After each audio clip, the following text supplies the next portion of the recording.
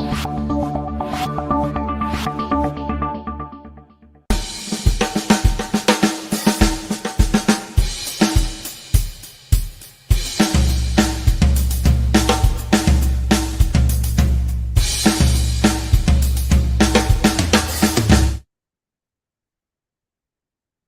morning. Happy Monday.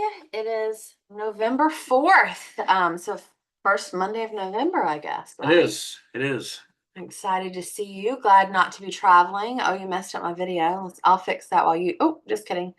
I'll fix that while you talk. How'd you do it? Video settings. Hey guys. So yeah, we're back in the United States, back at home, and it is glad. I am glad. We are glad to be back here, even though we didn't miss you guys last week. We were there with you. We're glad to be here in our environment, back focused. You know, it always feels good when you go on a vacation of some sort. But when you're gone, closer to the end of that, at least for me, I start to become anxious.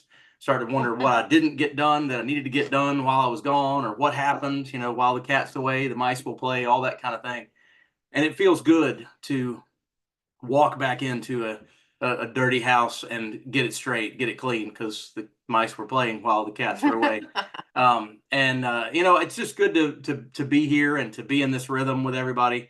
And Kimberly and I have had a lot of time to talk about things that we want to share with our audiences, whether it be here on the Daily Huddle or whether it be wherever else. And one of those things, or several of those things, are financial concepts that we learned years ago that really kind of changed our view on money and on how to think about it. And some of those things are they're ingrained, they're almost taught without teaching them. A lot of them generationally are inherent. They are inherited by just behaviors. I know Monica's talked about this a lot on her when she's been a guest of ours, and also on her day, about our relationship to money. And a lot of that goes to what we see, how we feel, how our parents are acting, our grandparents are acting, while we're learning and absorbing that mindset about money. And one of the biggest, at least it has been in the past, I know the younger generation right now is wondering if they're ever going to get a mortgage, and some of them are honestly, they're thinking that there's a school of thought that renting is better, which maybe it is for some, maybe it is at certain times. But I think that's what we want to talk about this morning, is kind of the dialogue around, we're not going to dive into should I rent or should I buy. We're really talking to people that have a mortgage or that want a mortgage, and how you see that product, that tool, because it is a product, and it's used for specific things like buying real estate, but it's also can be a tool. And a lot of people don't see it that way. They see it as an evil that I have to use to buy a home, and I want it gone as fast as I can get it gone.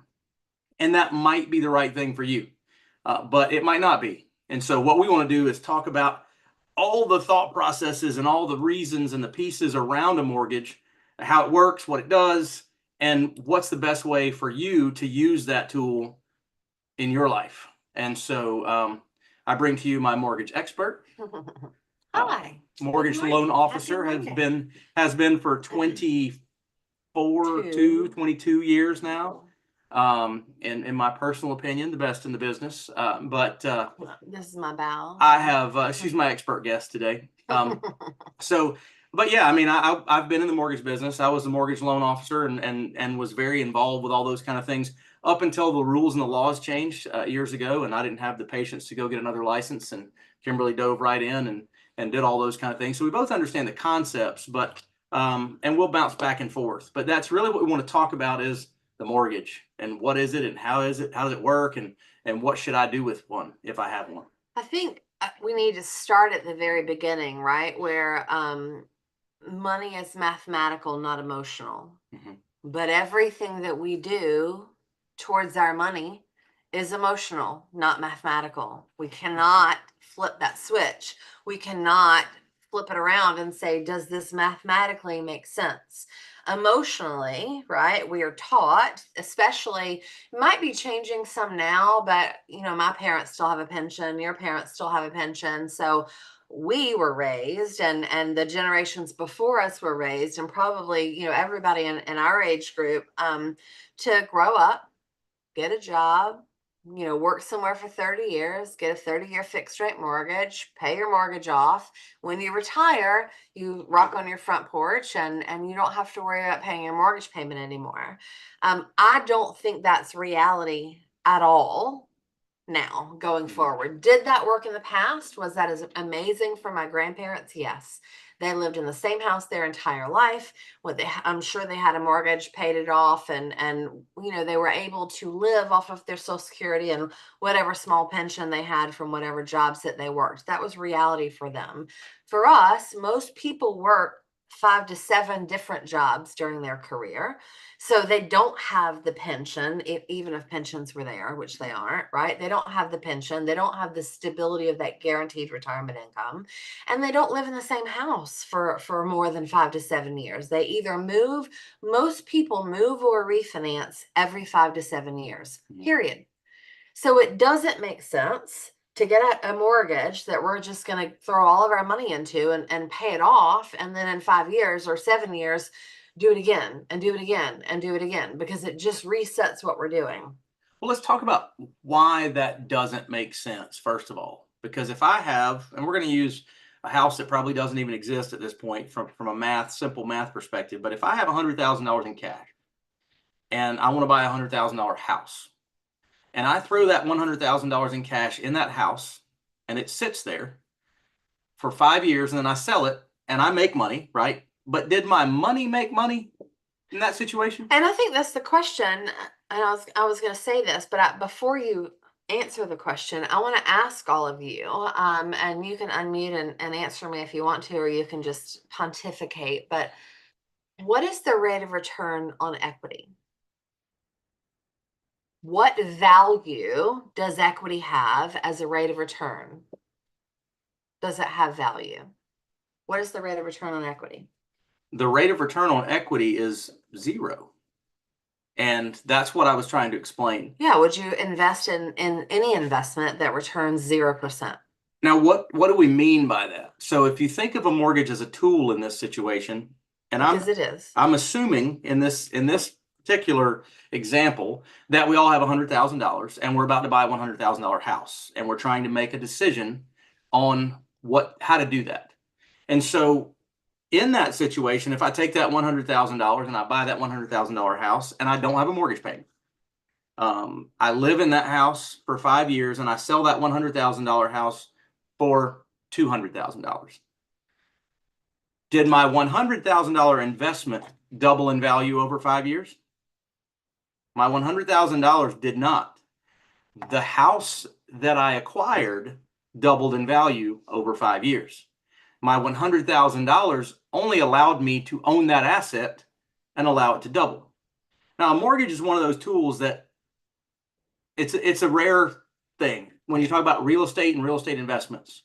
I can take $100,000 and I can buy $100,000 of stocks. And that is what I have to do and I'm not telling anybody to go out and borrow money to buy stocks. That's not what I'm saying. But in the mortgage world, it is perfectly understandable to put 10 or 20% down to acquire that home. And even though I owe the bank or whoever I borrowed the balance, I owe them that money back. If I have a $100,000, would it make more sense to me to take 10% down and buy 10 houses? Or would it make more sense? From a financial mathematical equation conversation. Correct. Obviously, we got to be able to pay for it. We got to be able to do all those kind of things. But if I have that, we're assuming everything is equal in this situation, right? Where would my money be best served? Would my money be best served sitting in the walls of that one home and people think it's secure, right? Or would it be better served sitting partially in the walls of many homes? In that situation, if I make $100,000 on each home in 5 years, I have the difference, same amount of money invested, right? $100,000 on 10 homes, right? So $10,000 a piece, or $100,000 on one home. So I can take that one lump sum of money by using a tool, and I can now make, what's 10 times 100,000? $1 million. There you go. So here we go. It's a concept that now trickles down and applies to your situation. Most people aren't sitting there buying a $100,000 house, and they're not sitting there with $100,000 in their bank that they're trying to make this decision. But when you turn into a math problem like that, you have to see how that applies to you in your situation. Similar situation, right? I want to put as much down as I possibly can on my house. So let's say I sell a house and I make money, and I roll that over into my next purchase. Do I want to put all the money that I made in that house into the next house? Or do I want to put just enough into that next house so that that next house, that might be bigger or whatever else, has the ability to grow for me? So that's kind of the thought.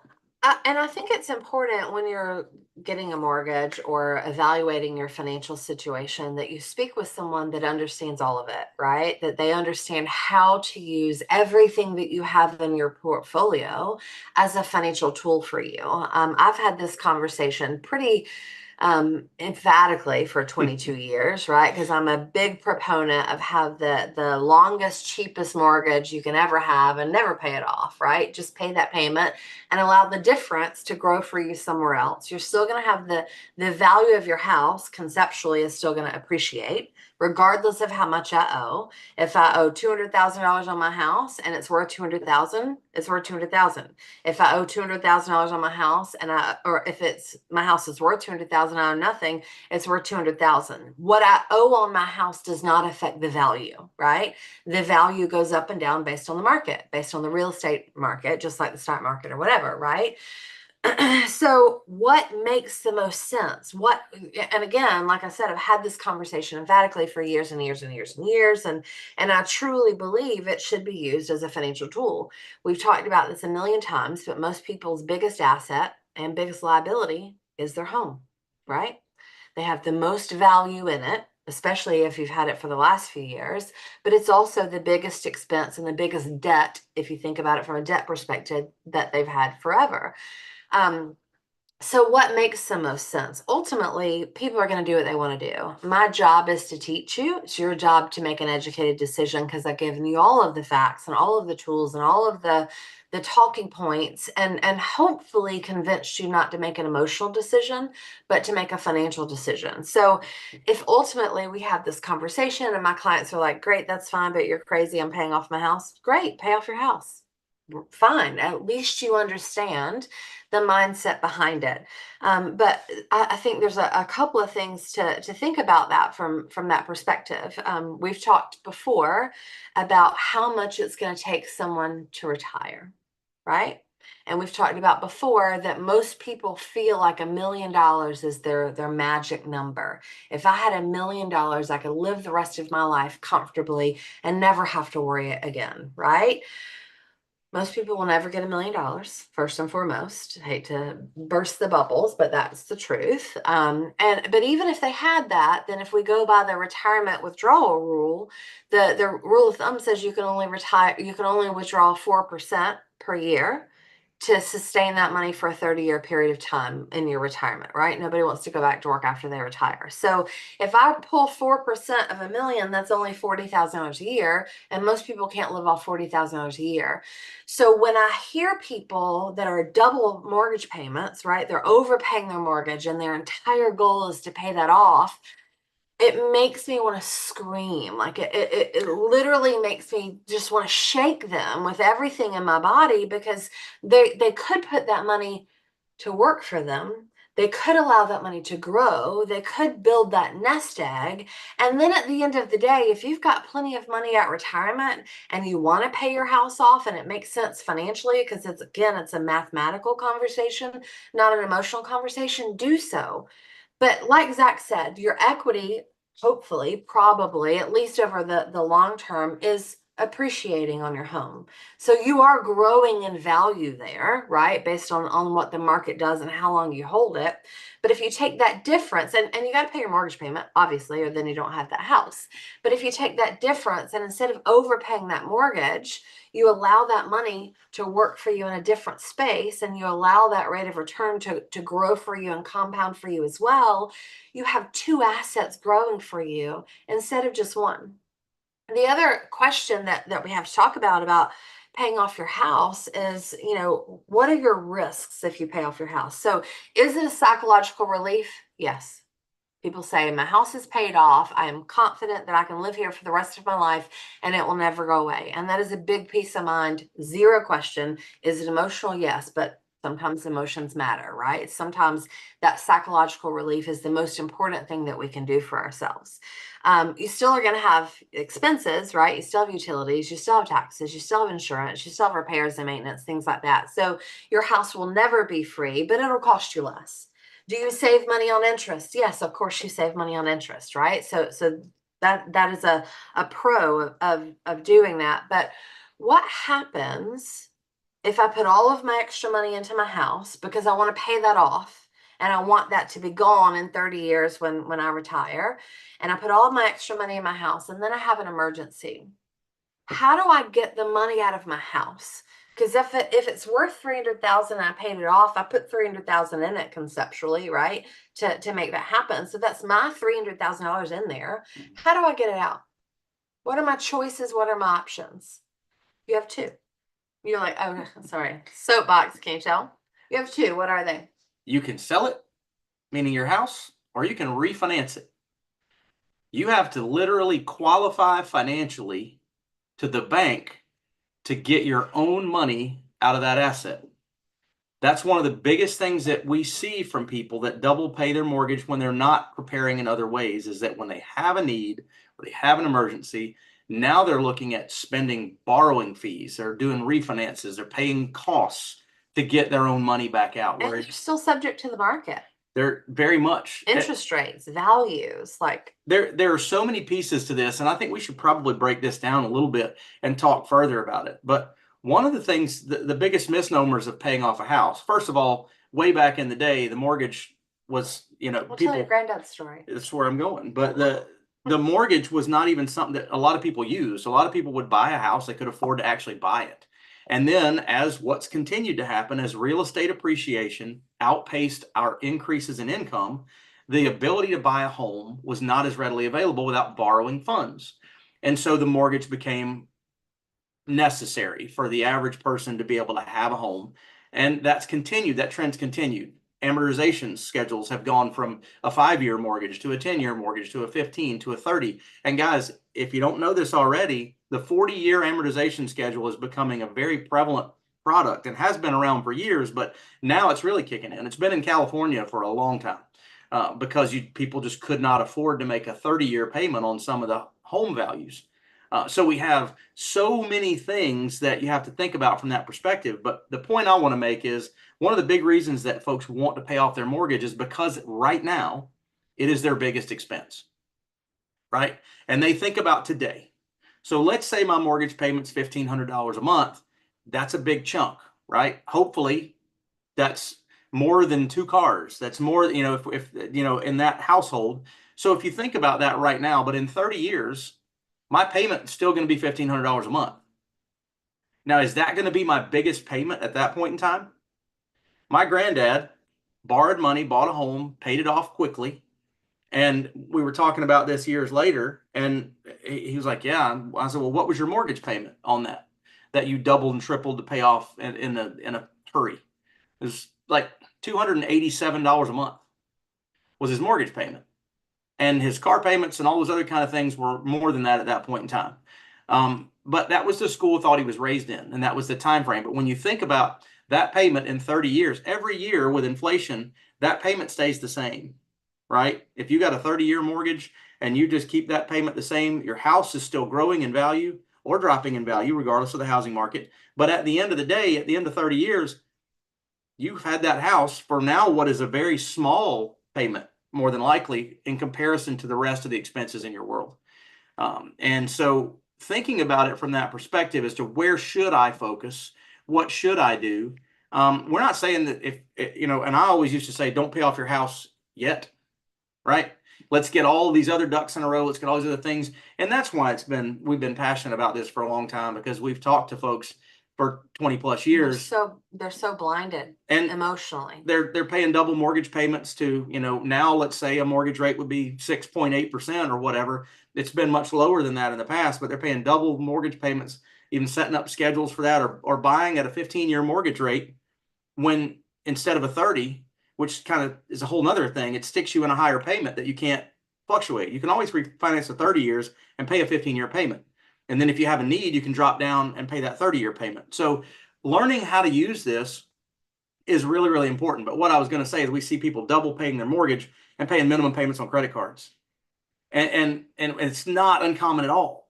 It's emotional, it's not mathematical, and it's setting them back. A mortgage is amortized where all the interest is front end loaded. So if you're 5 or 10 years into a mortgage, you're just paying principal into the bank that you can't get back out, right? And you're not even paying interest anymore on that money. You understand me?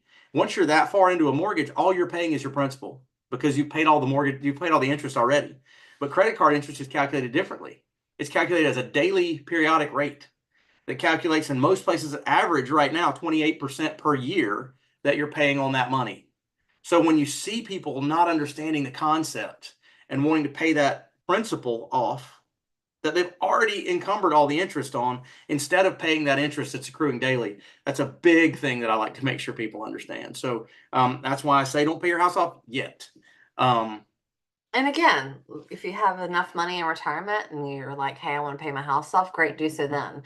Make sure that you've built your nest egg first. Make sure that you have that ability. And I personally believe that your money will do a lot more for you than in the walls of your home if you can have it working for you outside of those walls. I was going to say one of the most ironic things too, and then I'll shut up because I know you have something that you want to cover before we're done. But one of the most ironic things too is one of the fastest growing mortgage products on the market right now is the reverse mortgage. I was going to talk. Is exactly what I was going to talk about. We're clicking. We're like the same person over here.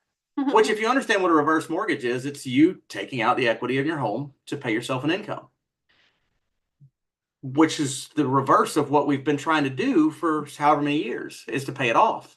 So what we find is a lot of people get to that point and they've paid their mortgage off, but they haven't saved in other areas, and that's the biggest pot of money that they've got. And the only option they've got to do is to go turn around and draw that money out. And that's a great tool. It's a fantastic tool. A great tool. If you have somebody that wants to live in their house for the rest of their life guaranteed, and let's just say maybe their kids don't want the house or they don't have any kids to give it to, or they understand the concept, it's a fantastic tool.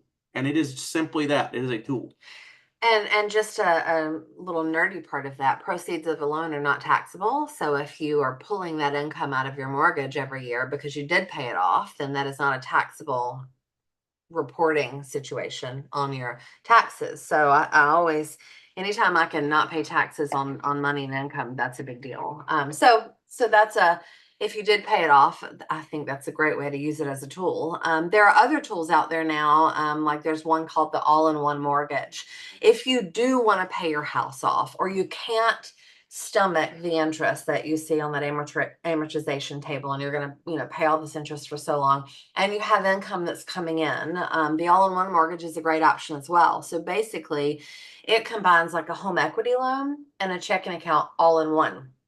So what does that mean? A home equity loan is kind of like a credit card, right? Like it is simple interest, and it's calculated based on what you owe at that time, right? So if I owe $100,000 today, I'm paying my interest on $100,000 this month. If next month I owe $90,000, I'm paying interest on $90,000. If the next month I owe $95,000, I'm paying interest on $95,000. But what it allows you to do is it is a checking account that obviously all of your money goes into, just like normal, right? Just like any other checking account. But every night that money is swept from your checking account to your HELOC. So conceptually, and then obviously as you need to use it, you can pull it back off. So conceptually, with that moving back and forth, you should be able to pay less interest over time and pay it off faster as long as you have those deposits. So the theory there is that you actually have money left at the end of the month. If you're going backwards, then you're just going to go backwards, right? So knowing what your budget is, and the theory there is that you have money that you could apply extra to the mortgage, because then if you do that on a daily basis, like it's set up to do, it is a cool concept, and it does work. It expedites the payoff of the mortgage, and I think there are pros and cons to that too, right? It's based on interest rates are higher, right? Prime and prime plus sometimes, and things like that. So you're going to have fluctuation of interest rates, and I have a little PTSD from the 2008 timeframe where they cut off the HELOCs and you couldn't borrow from it anymore, right? So if you have all of your money in that and you can't get it back out, like, Well, this one that we're talking about is a term note, so they can't change that in the middle of the game. So it couldn't happen overnight where they said, yeah, you don't have any money borrowed on this home equity line of credit, like what happened in 2008, 2009. So we had clients that we set them up consistently as an emergency fund. And they kept it at zero balance. If they had an emergency, instead of doing a 28% credit card, they could do a 6% or 7% HELOC rate and get to that money quickly. And what we saw when the banks got in trouble was they looked out there and they said, how can we put ourselves right? And that was one of the first things they did, is they said, if you don't have money borrowed against this home equity line and your home value is going down, we're going to cut that home equity line off down to what you owe on it. And that's what Kimberly was talking about from that perspective. This particular product is not like that. And that was one of my biggest questions when we started talking about it, is what happens if? And that was the big answer was, well, no, this is a term loan, 30 years, whatever, however it's set up, and they can't change the game on you midstream. So anyway. But I guess all of this to say is, it always depends. Any financial conversation, it depends. But it's so important that, number one, you're open-minded and you're willing to discuss and really think through and put the financial puzzle together to ask the questions and make your own decision, but make an educated decision with someone that really understands. Most mortgage loan officers, they're going to take your application and they're going to close your loan because that's how they get paid, right? So you really need somebody that understands strategy behind mortgages and behind investments and your financial plan. So then you can discuss it together. And if ultimately, like I said, I met with a client probably a month ago, and their entire goal is to pay off their house, and it makes zero sense in their financial plan. And I said it as loudly as I can, and they aren't my clients because they don't believe in what I had to say. Ultimately, that's their choice. And I think we'll do some of their financial business, but they're paying their house off. Doesn't matter what I say to them, they are paying their house off, and that's okay. It's their money, right? It's their plan, but at least they've heard me, and at least they know that if they need money at some point in time, they do have the option of reverse mortgage later in their retirement planning game. I'll drop one more big egg on the paying the house off. I see the time, but this is real quick. Okay. When the banks started foreclosing on properties for struggling borrowers, just food for thought. Food for thought. Which borrowers do you think they foreclosed on first? And which borrowers do you think they gave extensions and negotiations and all those kind of things? If the bank was in a good equity position on the property, they were much more efficient and much quicker to foreclose. If the bank was overextended on that property, so if I had a $100,000 house and I only owed 20 on it, but I couldn't afford to make my mortgage payment, the bank was very quick to stick with that hard and fast rule of, nope, we're going to take the house. As soon as this date hits, that's what our contract says, boom, bank's house. Just lost all my equity.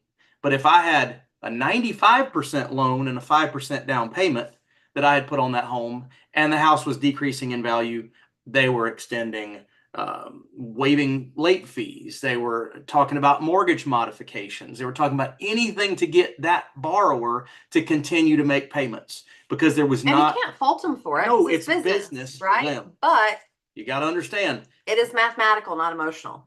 there is definitely a math problem, and banks are not emotional about it. I know, obviously, this is a soapbox of ours, hot topic of ours. So we've spent all of your time, but does anybody have any questions or anything that y'all want to throw out before we wrap up for the day? Yeah, just real quick. I used to work for LexisNexis, the company that does your insurance scores and credit modeling and things like that. And most people don't know, if you pay everything off, within a few years, you become an unknown risk. And your insurance score is going to be 0. And what that means, because they use your credit score as part of the insurance model. And if you are an unknown risk, then you get the highest insurance payments. They assume you're the highest risk if you're risky. So they assume you are the highest risk. So you get the highest risk category for everything. We used to have your car insurance, your home insurance, everything. You have just screwed yourself, to be blunt. We used to have the same conversation with people that love Dave Ramsey and buy into no debt and not no nothing, and then they needed to come and borrow money for a house and they had zero credit, so they didn't qualify, and then it doesn't make any sense, but they didn't have any credits, so they didn't qualify. They had to pay cash. That was their only option. Or go get a credit card and wait 2 years to actually get credit, so then you can come get credit. Kimberly had a customer with I think $750,000 cash in the bank. And there was no mortgage company that would touch them because they had zero credit. It was nuts. So anyway, but we will remind you. Unintended consequences, right? That's right. So it's good to learn, and I hope you did some of that today. And if you have questions, you can always reach out to us. I think we've put that out there in the chat before, but I'm Zach, Z-A-C-K, at joinhgi.com, and Kimberly is Kimberly at joinhgi.com. That's our email addresses. So if you have questions or you want more information about this, or you guys say, hey, we want to talk more about this next time or soon on the Daily Huddle, we can go on and on about this. But today we are out of time. So. Oh, is it my turn? It's your turn. Oh, thank you for joining us today. I'm super excited to see your faces. I know we saw them last week, but it felt like we didn't because we were out in a different part of the world. So remember, as we go forward in the week, love. We got a big week, right? So we got a lot of love that we all need to share with everyone out there. Laugh out loud, stress less, eat your veggies. It's important, right? We need a lot of greens in our body.